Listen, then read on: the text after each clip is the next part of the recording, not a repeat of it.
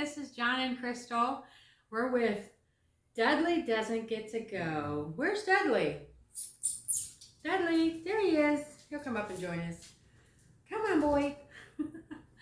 Well, hi. Welcome again to Dudley Doesn't Get to Go. We get to go on a lot of trips. We love to travel the world, but Dudley doesn't get to go with us. Today, we're going to be talking about our trip to Salt Lake City. Yeah. And we've actually been to Salt Lake City a few times. So we have some things that we're going to talk about on the last couple of trips, and then we've got some bonus ideas that were not in the short.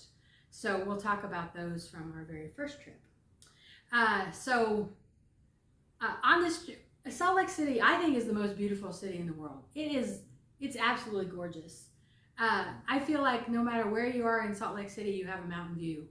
It's surrounded by mountains. It is so pretty. So what we did is we flew in the morning of, and then we rented a car, and that gave us the option to drive around and travel to things. So I am not remembering the name of the highway, but we went to this highway, which I'll put in here, and it is a beautiful, beautiful scenic highway. That's where on my first trip I went, I saw the moose. There's, at the end of the highway is a ski resort. It's just gorgeous. It's really such a beautiful, beautiful highway. And the first time I went there, I drove past this restaurant, and I thought about stopping there, but I didn't. But we did stop there this time. And insert name of restaurant here because I can't remember it. Yeah. But it was really good. This time we did stop there. We kind of had some other thoughts and plans and figured out that the other place was closed, so we drove back to this restaurant. I'm really glad we did. It was kind of expensive, but it was good. It was worth the view for sure. And then we went hiking. There are some very nice hiking trails. If you maybe have app All Trails or just look at Google, you'll find where some of the hiking trails are. So we're able to stop and get off and park and do some beautiful trail walking right there by the creek, by the river. That's where we got our footage of the creek, like we were standing on the river. And it's just so pretty, so pretty. And it was in spring, it was May, both of those trips were in May. So we were, just seeing some of those, seeing the snow melt, seeing the really rushing river, seeing some of the flowers coming out, the bees, we saw bees. It was really beautiful. Then after we were on that highway, on this last trip, we went to the Pony Express Monument.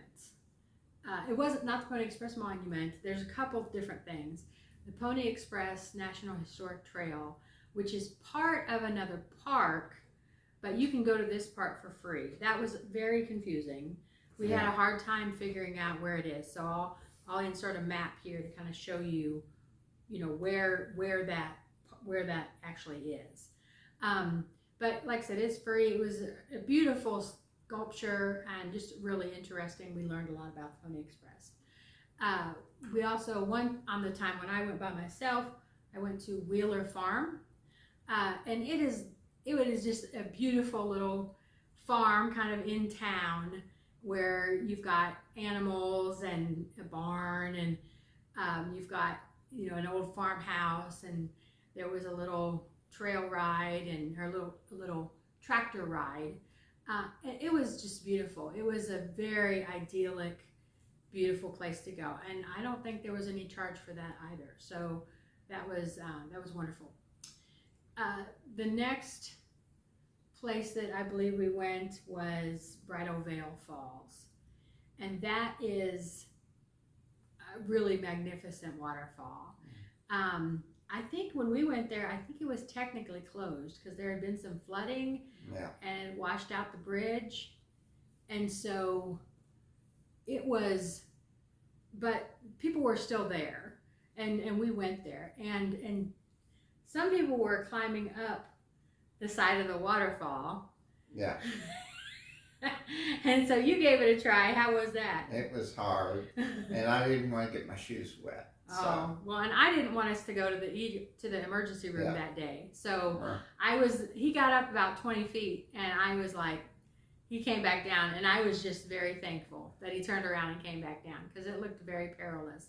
But, you got a couple, a few 20-somethings that were just go up that thing like a mountain goat. Yeah.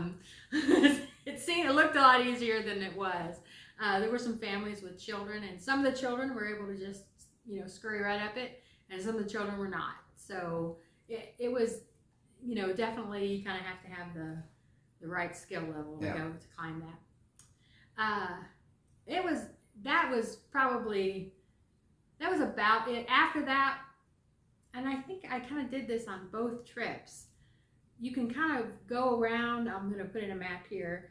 You can kind of circumnavigate around the mountain in the back, and that is a very, very long drive. And probably there's a beautiful lake, and I saw the beautiful lake,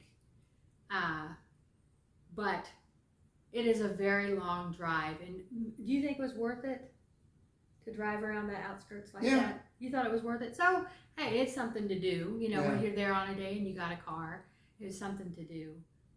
Here's a couple bonus items. These are items that we did on a previous trip. Now, on a previous trip, we flew in and we took the train. They have very good public transportation. We took the train to downtown, and so we spent time downtown. So that's like where the big Mormon tabernacle is. We went to the genealogy place. I can't think of what it's called, but I'll put the name in here. And it was amazing. That was free. And John's really into genealogy, but you can go there. They'll sit down with you. You can create an account. And it is amazing how you just plug in all your living relatives. And when you get to your dead relatives, it just goes like a big tree. It just mushrooms out, and you see all these people. But it's a really changing document. Like I have seen things in there, and then I'll go back later to look for it, and I can't find it because it's maybe changed, because they're up, individuals. It's like Wikipedia. Anybody can go in there and make changes, and so it's kind of an evolving, growing document of your ancestry. It was very interesting. The other thing we went to was the ceiling of the library. The library in Salt Lake City is beautiful, and it has a very, very beautiful ceiling. Not ceiling, roof, like a park up on the roof. And so that was a really nice place to see, a really nice place to go, and again, free. On that trip, the only thing that we did that cost really was we took a guided tour to see the Salt Lake. And so that was an interesting trip. That was an interesting tour. And so if you hadn't, I would highly suggest that. And if I don't know that I can remember the company that we used, but we just had to kind of meet them at a hotel. That's where they were doing their pickup.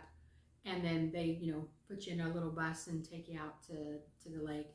And we learned a lot about Salt Lake City. And you could go swimming in it. Yeah, you could go swimming. Did anybody go swimming? Yeah. But it was a time of year where there were a lot of flies, weren't there? Because all that brine shrimp sort of dies at some point, and then all the flies come in. So it was, where we were, it was fine. We were able to view it all and not be bothered by flies, but there were a lot out there. So that was very interesting. I would definitely suggest that. It was worth it.